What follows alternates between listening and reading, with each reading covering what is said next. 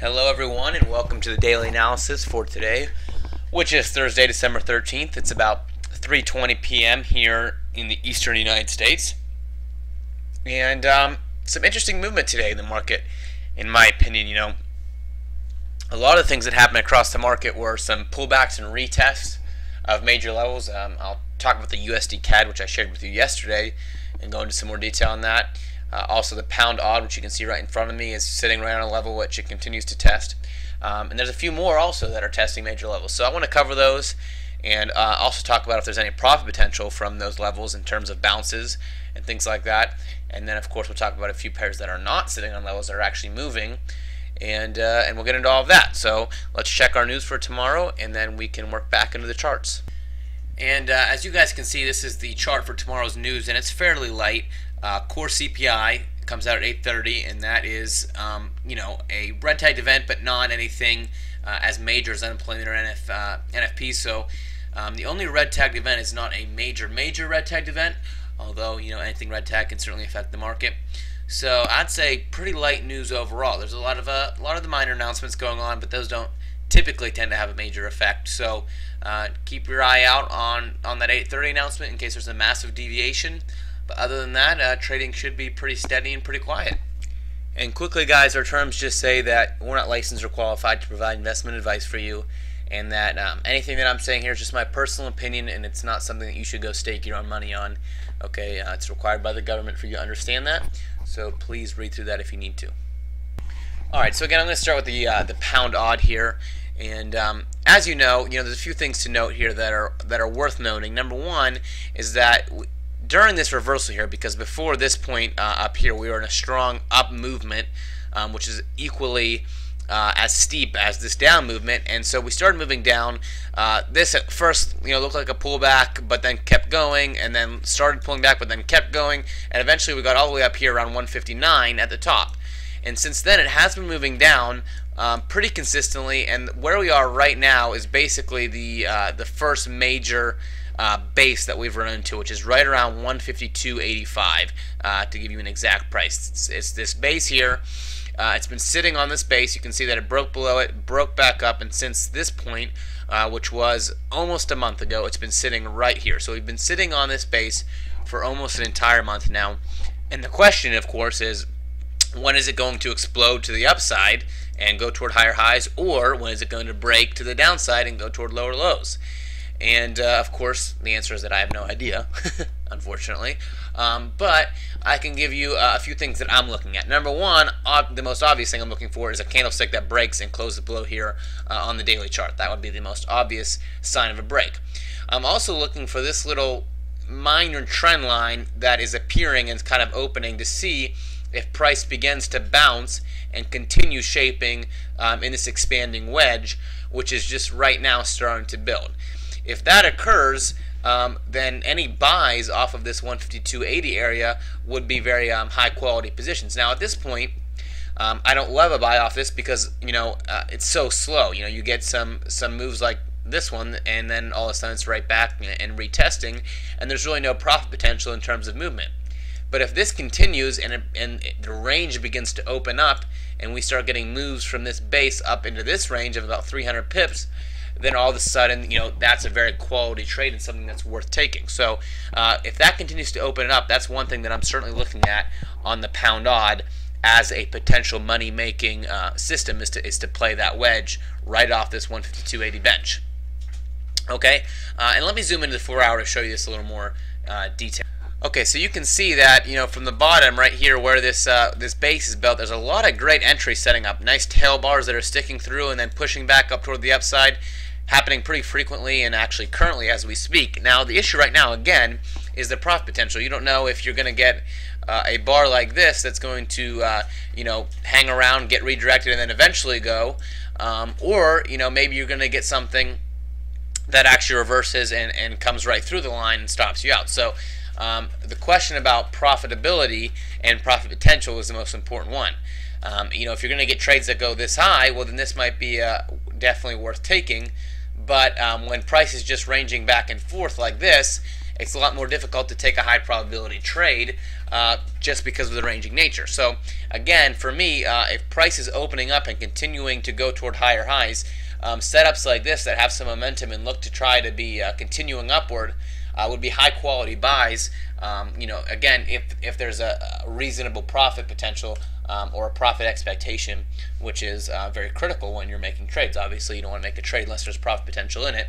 And so that's something to keep an eye on the pound odd. If you can get a setup like this that has a relatively tight stop in this range and is going to continue upward for 200 or 300 pips, you still might not be the most high probability trade because you're still in a ranging market where price can come back and stop you out. A lot of shakeouts, as you can see here, but a risk to reward ratio of 5 to 1 or so is going to put you in place for some nice profitable gains, regardless of the market condition.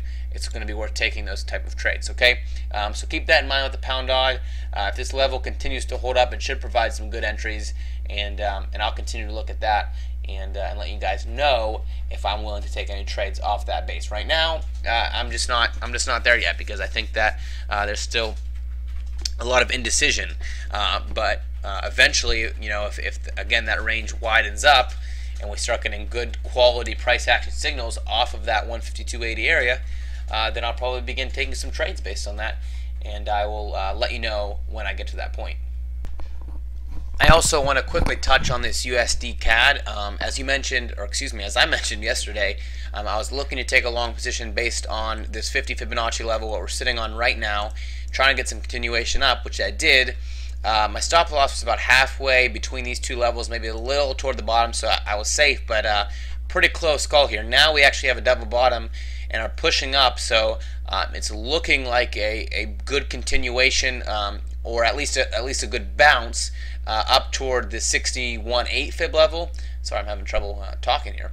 A good bounce up toward the 61.8 level, which is where my target is, and so certainly high probability that it could bounce right back down from there, which is why I'm trying to get out quickly. But right now, it does look like it is going to at least make that bounce, and I'll continue monitoring that and watching it. But this buy setup on the USD CAD looking pretty solid right now. Interesting situation we have here on the euro dollar. As I mentioned, it's ranging up and down between these two levels that I have highlighted here. Today we poked up but didn't get quite into the range, not quite into our little resistance zone, so I'm not ready to short it yet. It might very well fall down before ever getting there, and that would be a shame to miss a good short, but honestly, until it touches this level, it's not going to meet my requirement for a short, so I'm going to wait for that. Hopefully tomorrow we'll get a nice move in and a continuation back down, but if not, if it falls straight from here, it's just a matter of missing a trade that didn't meet your requirements, and there's nothing wrong with that. So that's my personal take on the euro dollar. It looks like it's stalling out, but I'm not going to be taking a trade until it at least gets into this zone here of resistance and starts pushing back down. Okay, so I also want to show you the pound dollar, and the pound dollar is a little tricky because number one, we do have this move that's pushing back down, and again, it's off of a great level here.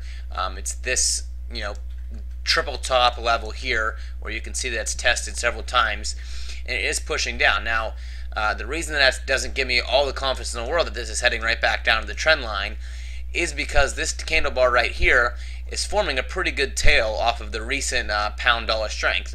Now, there's not a lot of pound strength, but it's starting to come through at the end of the day, and it is sitting still right on top, kind of at the base of these candles, the top of this candle, and even a little more prior support. So I'm not saying that it's going to shoot right back up just based on the end of the candle here, but it certainly is not looking like it's finishing up with a lot of bearish momentum pushing price lower. So to me, this is one that I'm just going to have to wait on. It's not giving me a good sign yet. If this were to shape up as a twin tower bar, closing below this level and showing strong continuation even below this level, then I would certainly be thinking very bearish. But at this point, could just be a stall, kind of red bar ignored, and a continuation up toward higher prices. So I'm going to leave the pound dollar alone for right now.